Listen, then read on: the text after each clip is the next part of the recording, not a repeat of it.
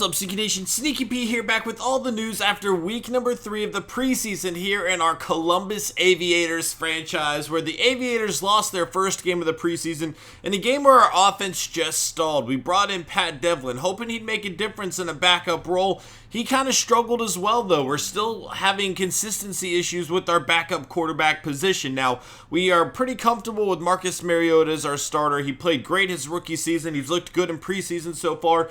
My issue is he had a lot of little dinging injuries last season that caused him to miss a halftime or a quarter or something. And if we get into a similar situation this year where Mariota has to go out of the game, I don't know what happens with our team. We might have to look into bringing back Whitehurst to begin the season. We are not going to make that call yet. We're going to wait until the final preseason game before we decide if we need to bring Whitehurst back. Whitehurst was great for us in his reserve role last year, so it's definitely something to consider.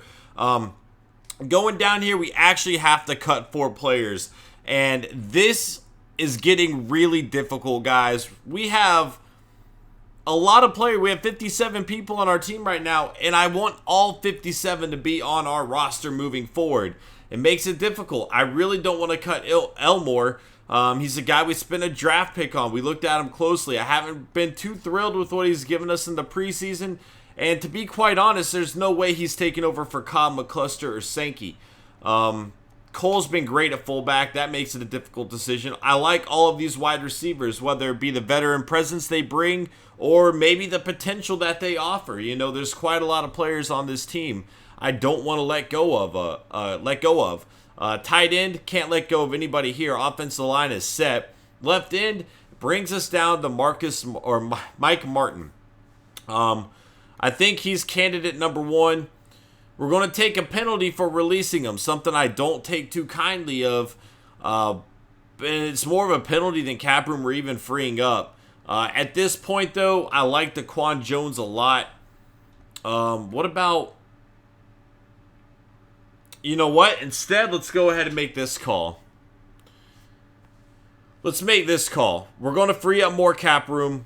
The penalty's less. And Mike Martin's a lot younger and actually offers more potential. So...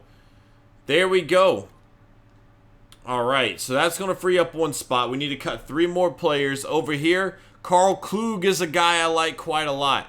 We did just draft Josh Rogers, though. 6'7", nearly 300 pounds, a rookie who offers a lot of potential. The bet is, 1, obviously, Casey's our starter. So this is only a backup role playing limited minutes. You know, depending on how much we want to compete, Klug is the better fit for this season. However, give it a season or 2 and Josh Rogers might be a great player. You know, he's definitely a physical threat.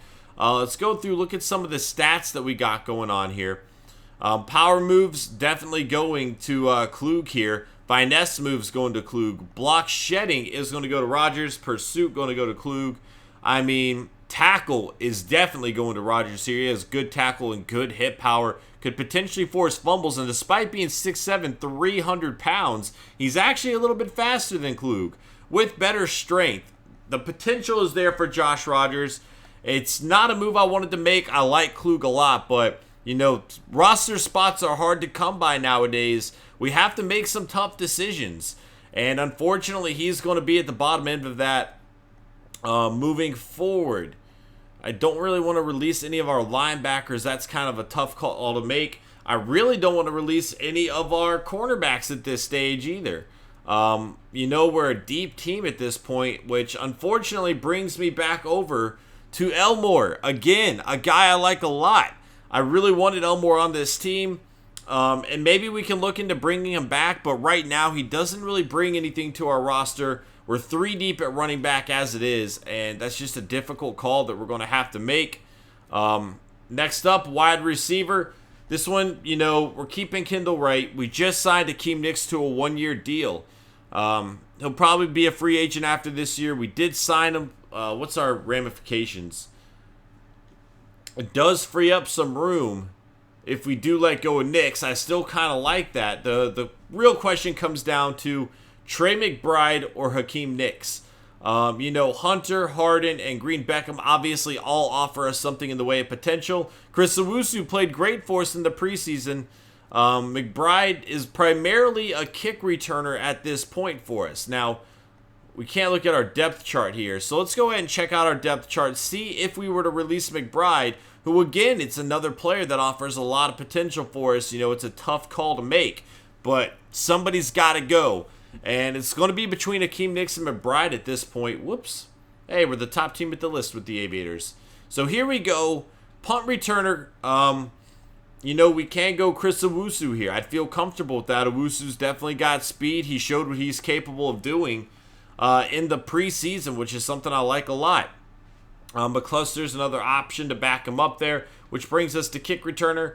We could always put McCluster up here instead of McBride and move forward that way, or maybe even Parrish Cox, depending, or Kendall Wright, depending on which way we wanted to go. You know, Wright definitely has a little bit more speed.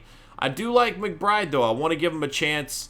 If we look at our wide receiver depth chart at this point, you know, Green Beckham's at number 1, Harden 2, Kendall Wright 3, Hunter 4. Hakeem Nicks is down here at 5.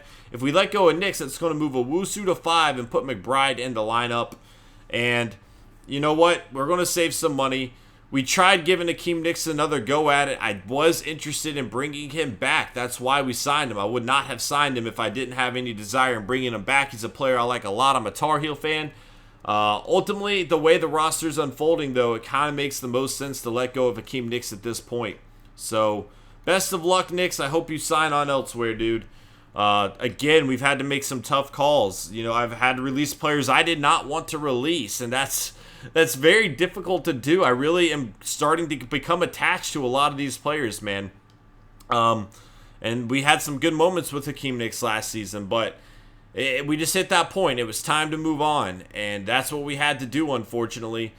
So next up, we have the Atlanta Falcons, the 4th and final preseason game. I'm not going to go ahead and bother showing the stats quite yet, simply because we're going to go over all that after the end of the next preseason game. So here are the Falcons lineup. Matt Ryan is their quarterback.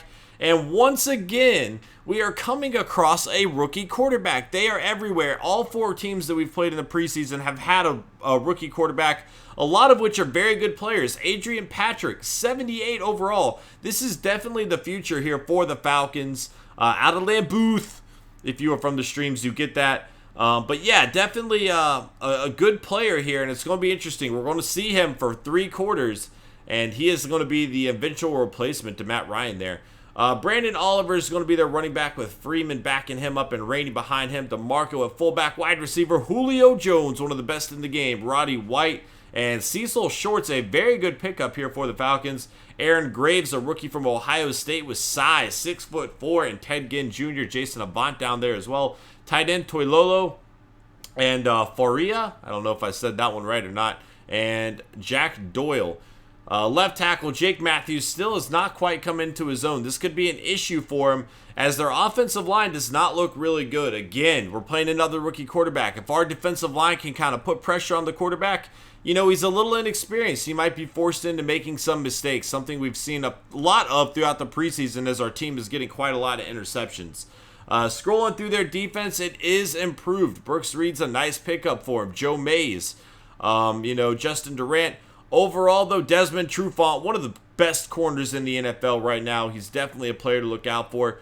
Overall, though, I feel pretty comfortable with our offense going against their defense. I think they have a lot of holes that we can exploit in this upcoming matchup, and we're definitely going to look to do that. So it's going to be an interesting game. It's the 4th and final preseason game. The last chance for some of the players on this team to show that they deserve more minutes than they might be seeing in the regular season. It's going to be interesting to see how it all plays out. Guys, thank you so much for watching. If you enjoyed, please smash that like button, and I will see you guys in week 4 of the preseason as we take on the Atlanta Falcons. Later.